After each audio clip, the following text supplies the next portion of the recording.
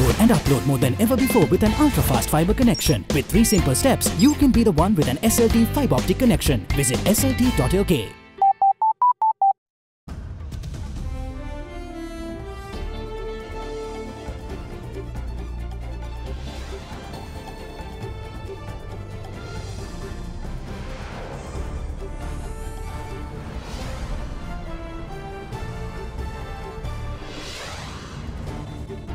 Better late than never.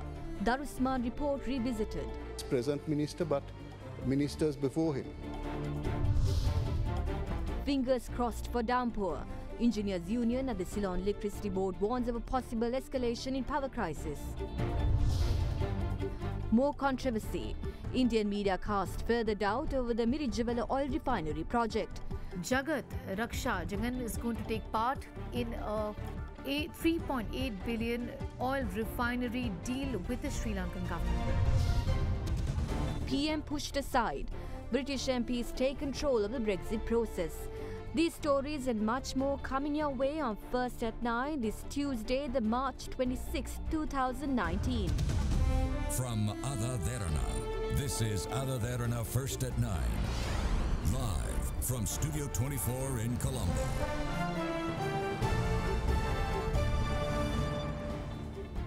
A very good evening and welcome to First at 9 on AdaDerana 24, Sri Lanka's news channel. I'm Katrina Chang. Now today was the 11th day of the committee stage debate in the budget 2019. The Parliament debated the expenditure heads of the departments and institutes which come under the Ministries of Foreign Affairs, Tourism Development, Wildlife and Christian Religious Affairs. The House also debated demands by some parliamentarians to bring foreign judges to Sri Lanka to probe the alleged wrongdoings during Sri Lanka's conflict with LTTE terrorists. The government has clearly said that Sri Lanka does not need foreign judges. We have to resolve this issue, prioritising the constitution. Therefore, we have to stress that foreign judges cannot be brought here. I saw some mentioning to media that they will go before the Security Council. How can they do so? They are futile warnings and it will never happen. The number of deaths mentioned by the UNHRC High Commissioner over the period of conflict in Sri Lanka is completely false and we reject her statement. Whilst in Geneva, we didn't agree to any timetables to be adhered to either. I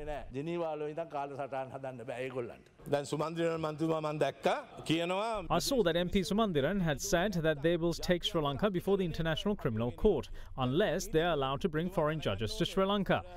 He is a lawyer, so he must know that it was Ranil Wickremesinghe's government which refused to be a party in the Treaty on the International Criminal Court in 2001 in Rome. Though you are the Minister of Foreign Affairs, it is Mano Tittawala who makes the decisions on behalf of Sri Lanka's permanent representative in Geneva. How can Tittawala give orders to the Sri Lankan representative in Geneva?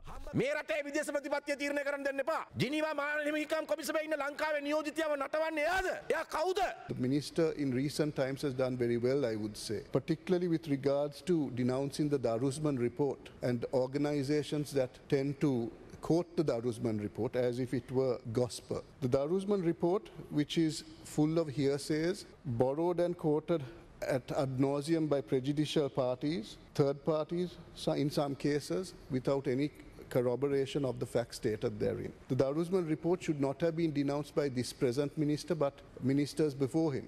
But at least it is better late than never, and I congratulate the minister on having done so. Some people perhaps believe that if we bend to the West and agree with everything the West says, right or wrong, that the West will favor us and look on us in a positive light. However, I would like to say that this is wishful thinking, and the West, like everyone else, must be told when they are wrong that they are wrong. The Tamil National Alliance is set to back the government by casting its votes in favour of the budget 2019 in a bid to protect the regime. Addressing an event held in Jaffna yesterday, parliamentarian S. Sridharan reiterated that the Tamil National Alliance's desire to keep former President Mahinda Rajapaksa and former Defence Secretary Gotabaya Rajapaksa from returning to power.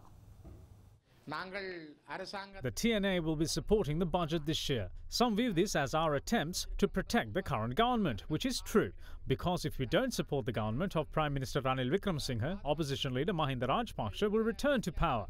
this government will be toppled. The same will happen if we decide to be neutral by not casting our vote. Former Defence Secretary Gotabaya Rajapaksa, who is responsible for the death of 140,000 of our people, is planning on becoming the president of this country. I say that he should give up that dream of his. Now, the Grade 5 scholarship, which for long created competition among young students, was providing a gateway for those in rural schools to gain access to more popular schools, could soon come to an end. President Maithripala Sirisena yesterday said that the government has taken a decision to abolish the relevant examination upon his recommendation. Additional Secretary of the Ministry of Education, R.M. Ratnayaka, however, contradicted the head of state, saying a final decision is yet to be arrived at with regards to the abolishment of the Grade 5 scholarship. The Grade 5 scholarship is a gateway for students from all parts of the country to enter what are perceived as more popular schools. This examination, which was introduced in line with a concept by late Minister of Education C.W.W. Kannangara, who is considered the father of free education, has become a point of discussion in society today as a result of unnecessary pressure piled on by parents on 10-year-old children. While some are of the view that this examination infringes on students' freedom whilst having adverse psychological effects, others argue that the examination gives an opportunity for students from rural schools to enter schools in main cities. With the debate dividing a room, President Maithripala Sirisena yesterday announced government's intentions to abolish the Grade 5 scholarship examination. In 2017, the father of a girl who failed the scholarship examination literally kicked her out of the house. Today, the negatives of this scholarship exceeds the positives. That is why the government decided to abolish the Grade 5 scholarship upon my recommendation. What should happen is the enrichment of schools and not students being thrust into competition. This is a responsibility of ministers in Parliament as well as provincial councils. Joining a live program on AdaDerana 24 today, however, Additional Secretary of the Ministry of Education, R.M. Ratnayaka, said that such a decision is yet to be arrived at. Speaking further, he added that there is, however, a proposal to simplify the examination. Now, the heavily scrutinized oil refinery project said to be worked off in Hambantota is thrown to the spotlight by Indian media, particularly one of its investors, Tamil Nadu politician and senior DMK leader S. Jagat Rakshaganan. Indian media outlet CNN News 18 yesterday revealed that Jagat Rakshaganan is a key investor in the $3.85 billion oil refinery project, with his family owning the Singapore-based Silver Park International. The report also went on to say that the investment will be done by a Sri Lanka-based company, which is indirectly linked to the DMK leader's family. The Mirijavila oil refinery, which is said to be a $3.85 billion investment, has come under the spotlight over the past few weeks, particularly over its investors. According to the Board of Investment, Oman's Minister of Oil and Gas and Silver Park International Pte Limited are the investors of the project that will be built near the $1.4 billion port controlled by China Merchants Port Holdings in Hambantota. The BOI further noted that Oman Oil Company, which is part of the Ministry of Oil and Gas, has registered their firm intention to participate in equity up to 30%. During the groundbreaking ceremony on Sunday, Minister of Oil and Gas of Oman, Dr. Mohammed bin Hamad Al Rumi, expressed his government's keen interest in being a part of the project. But are there other stakeholders at play? Indian media outlet CNN News 18 revealed yesterday that Prime Minister Ranil Wickremesinghe confirmed the involvement of Tamil Nadu politician and senior DMK leader S. Jagat Rakshaganan in the oil refinery project deal. Jagat Rakshaganan is going to take part in a $3.8 billion oil refinery deal with the Sri Lankan government. According to the news outlet, the DMK leader is a key investor in the project, along with the Omani Oil Ministry and Singapore's Silver Park International, which also belongs to Jagat Rakshagaran's family. The news report states that the deal comes at a time when sources within the Sri Lankan government indicated that the DMK leader travelled to Sri Lanka during mid-March for the signing of this deal, and days after the DMK released its manifesto reiterating its demand to probe human rights violations and war crimes in Sri Lanka. The Indian media outlet's correspondent in Sri Lanka stated that the directors of the Singapore-based company is the wife, the son and the daughter of Jagat Rakshaganan, and the deal is expected to be finalised in a matter of 4 months.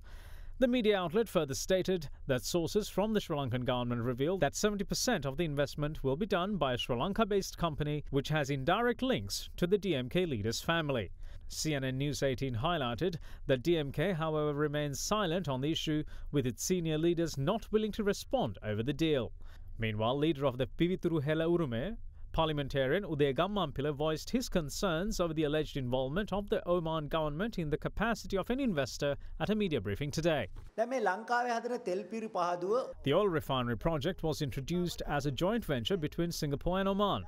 It is true that a minister from Oman was present at the groundbreaking ceremony, but nowhere did he mention that they were investing this project. According to cabinet papers, the main investor is a Singaporean company called Silver Park International. This is not a company owned by Singaporeans, but it is linked to Tamil Nadu politician Jagat Rajkaran's family, who are its shareholders. Jagat Rajkaran is an individual who has corruption allegations against him and is being investigated by the central government of India.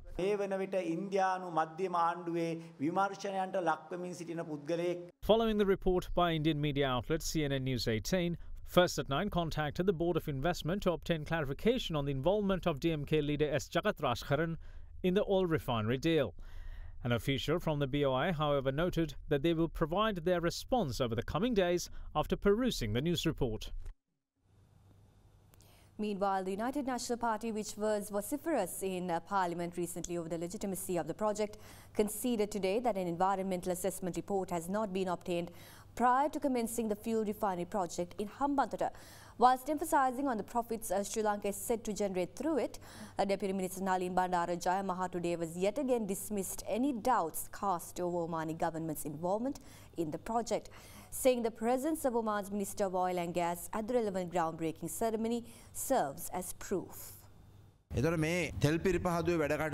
we conclude this fuel refinery project in 3.5 years, we will be able to add another $7 billion to our export revenue. Meanwhile, the investor for the cement factory is Nandana Jayadeva Lokuvithana, who is a prominent Sri Lankan businessman. Nandana Jayadeva Lokuvithana kena vyaparikaya. Oh.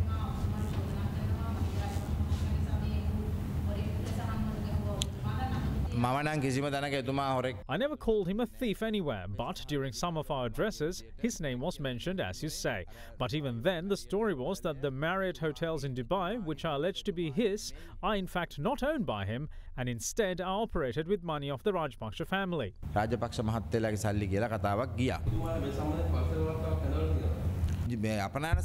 We obtained an environmental assessment report before this export processing zone was established, but that report does not cover the subject of the fuel refinery.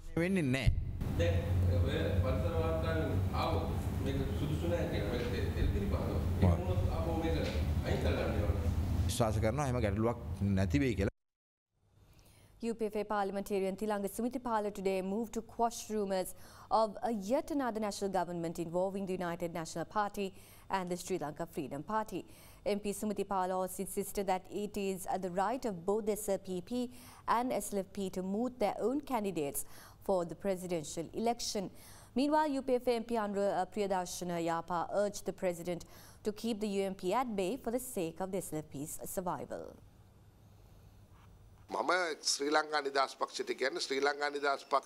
In my view, the SLFP falls under the anti-UNP group. We hope that the SLFP's leader wouldn't destroy the party by throwing it to the pro-UNP group. I hope he will advise the SLFP to support the opposition, otherwise the party will fade away from Sri Lanka's political landscape. We have doubts whether they are arresting relevant officials in connection with the central bank bond scam in a bid to put the entire responsibility on their shoulder. We ask these officials to reveal the names of politicians who gave advice to the Deputy Central Bank Governor and PTL. There are false claims and rumours that the SLFP is planning to enter into a national government.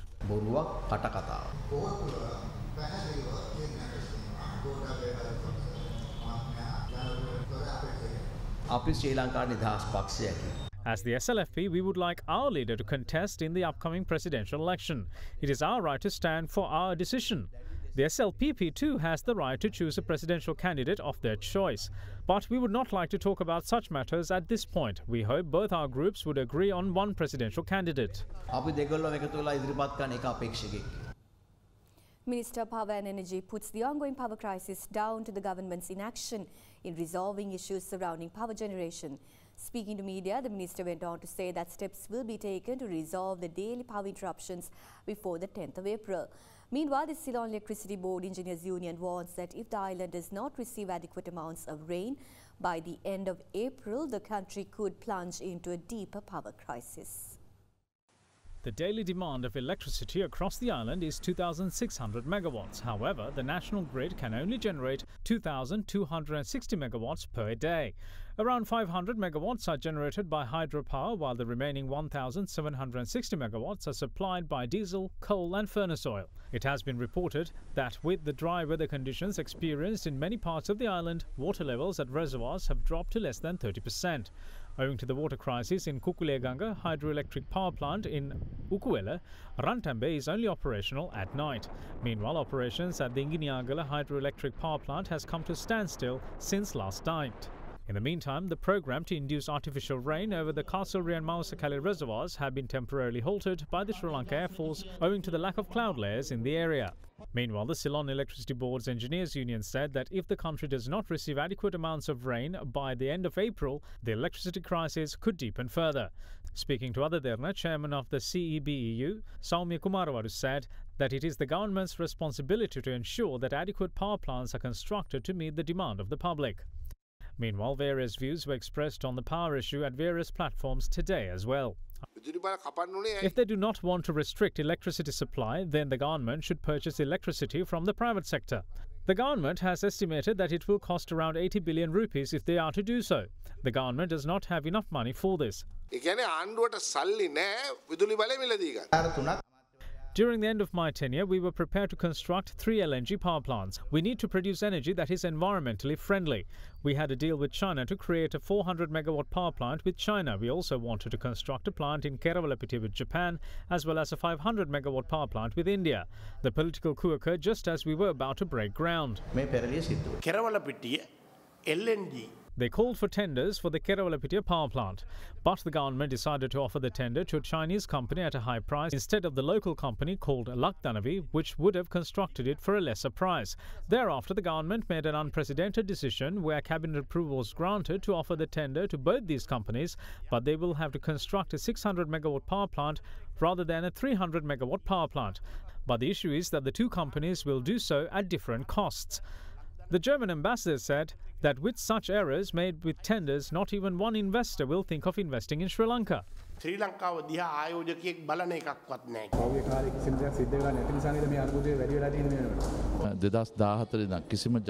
There was no power generation project conducted since 2014. When the demand increases by 7 to 8%, then of course we will face such issues. We're suffering the sins of inaction.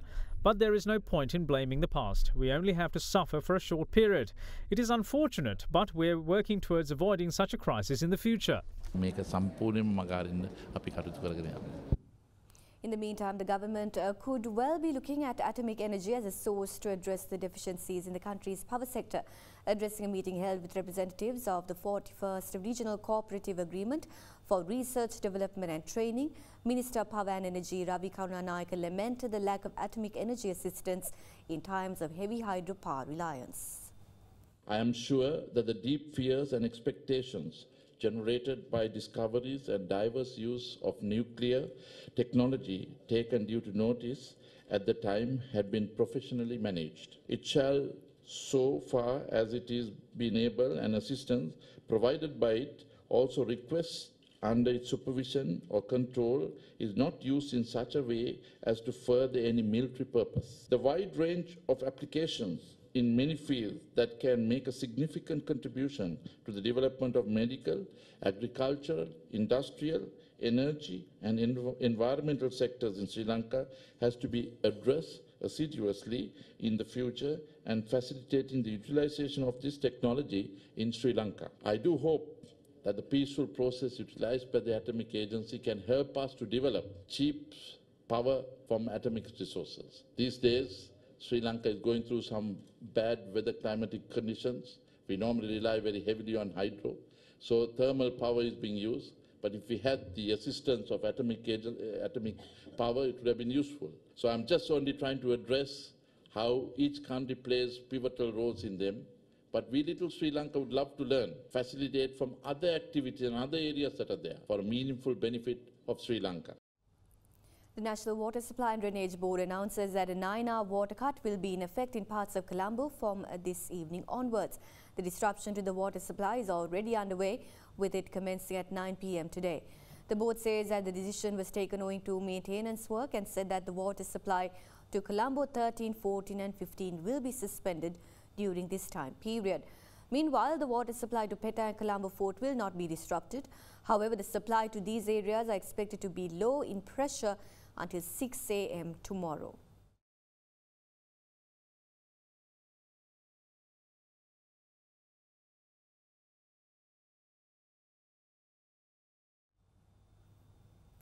Now, with elections to be looming ahead or expected to be looming ahead, leader of the opposition Mahinda Rajapaksa intends on backing a candidate who he thinks has the best chance of success at the upcoming presidential election.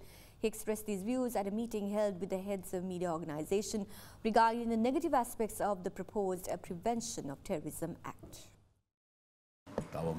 We haven't seen the public being fully aware of the Prevention of Terrorism Act. As with this act, everything that falls under the state of emergency will be treated as normal laws. We have a responsibility to make the public aware of this situation. What is defined as a terrorist act? They are bringing harm to a state or private property, acts that harm the security or health of the public or a group. This means the GMOA won't be able to engage in strikes anymore. Even distributing information to the public on purpose or in an illegal manner also becomes a terrorist act. You will be limited in informing people, and if you violate these criteria, you'd be jailed for 20 years. The opposition leader also expressed views on the 20th Amendment to the Constitution and the presidential candidate. We should bring a fresh 20th Amendment because we will be in so much trouble due to some of the things mentioned in it, such as the proposed electoral system. We went through a lot of trouble because of the 13th and 19th Amendments, so there is no point doing the same with the 20th Amendment as well. I mentioned in Parliament as well that we should present the draft amendment of the Constitution to Parliament and then hold a referendum on it. I'm watching as to who has the best chance of winning the presidential election. I will support any candidate who can win the election. Meanwhile, Public Services United Nurses Unions launched a 2-day token strike at government hospitals across the country today, objecting to the government's failure in resolving their issues. Our correspondent around the country reported that the services at hospitals island-wide were interrupted today due to the strike. Chairman of the union, Venerable Murutettuwe Anandathera, stated that although the union notified the health authorities of their issues over the last 4 years, solutions have been forthcoming. The Thera went on to say that today's strike was a success and it will be held tomorrow as well. Director of the Colombo National Hospital, Dr. Kumara Wickramasinghe, has said that the strike interrupted the general services. However, emergency and surgical services were unhindered. In the meantime, the trade union action was observed at the Lady Ridgeway Hospital, Apeksha Hospital in Maharagama, the Zoiza Hospital for Women, as well as emergency care units.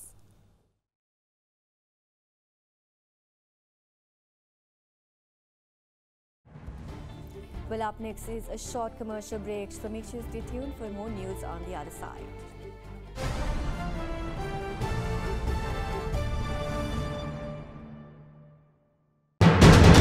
You are watching Sri Lanka's #1 news channel. This is AdaDerana 24.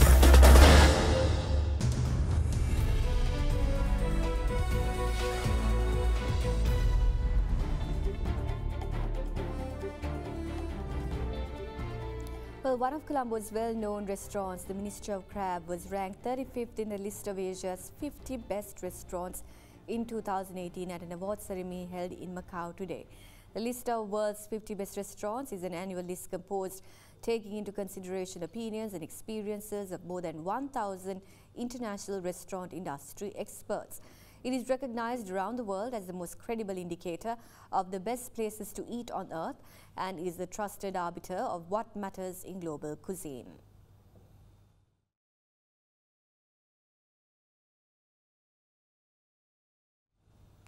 The central bank will open a counter at the ground floor of the central bank head office building in Colombo 1 tomorrow to issue coins to the general public.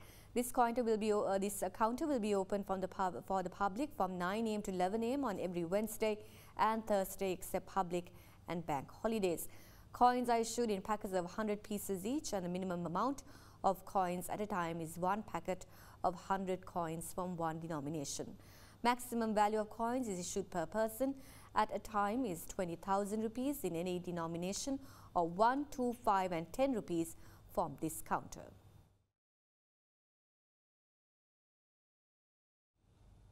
Oil prices kicked off the week's trading with losses as concerns of a sharp economic slowdown outweighed supply disruptions from OPEC's production cutbacks and U.S. sanctions on Iran and Venezuela. Brent crude oil futures were at $66.79 per barrel, down 29 cents from their last close. U.S. West Texas Intermediate futures were at $58.68 per barrel, down 37 cents from their last settlement. The Organization of the Petroleum Exporting Countries and non-affiliated allies such as Russia, together referred to as OPEC+, have pledged to withhold around 1.2 million barrels per day of oil supply this year to prop up markets, with OPEC's de facto leader seen to be pushing for crude oil over $70 per barrel.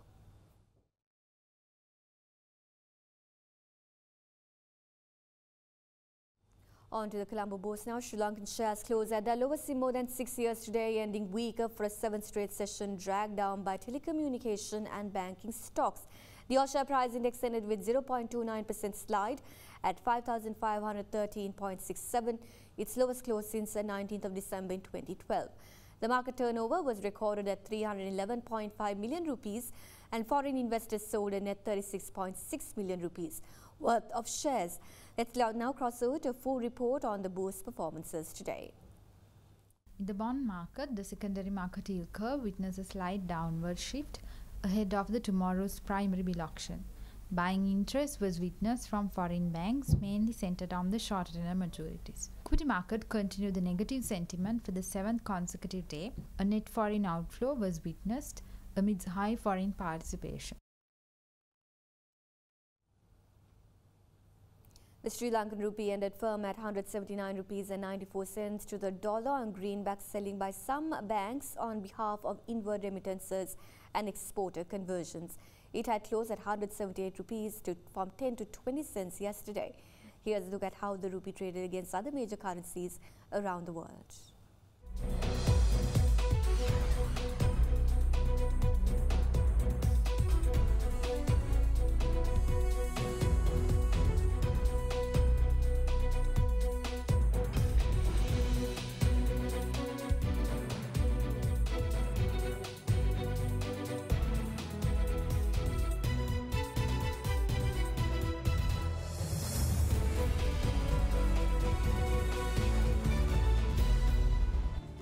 Well, we have international news on the other side, so make sure you stay tuned for that.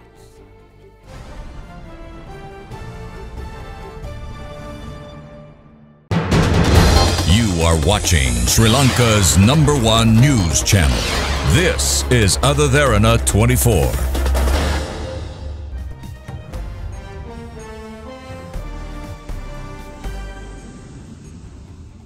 Well, tomorrow is said to be a pivotal point in the ongoing Brexit saga in a backdrop where British lawmakers yesterday voted to wrest control of Brexit from Prime Minister Theresa May for a day in a bid to figure out where the majority consensus lies in finding a way through the divorce impasse of the European Union.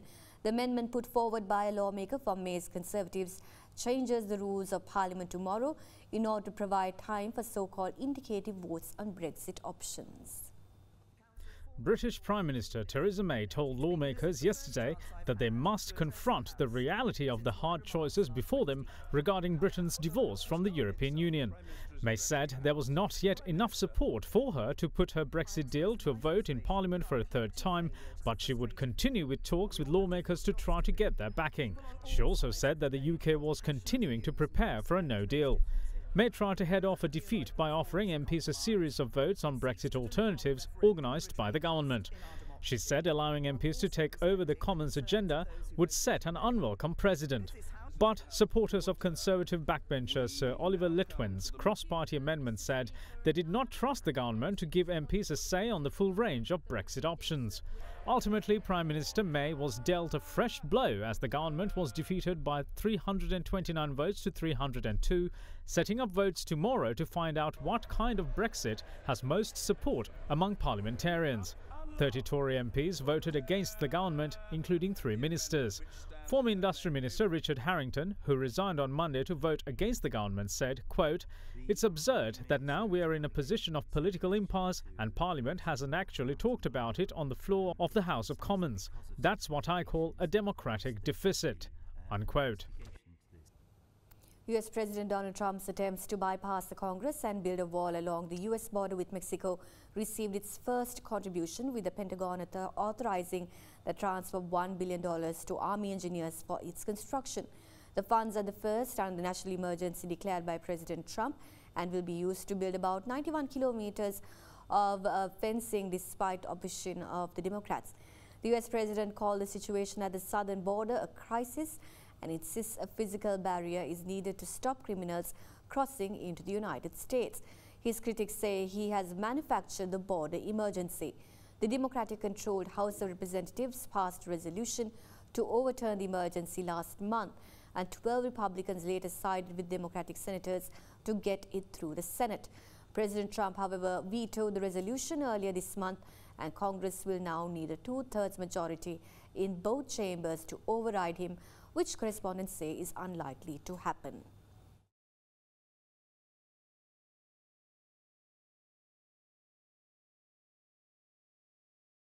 And with that, we conclude this edition of First at 9. Thank you for joining us and have a pleasant evening.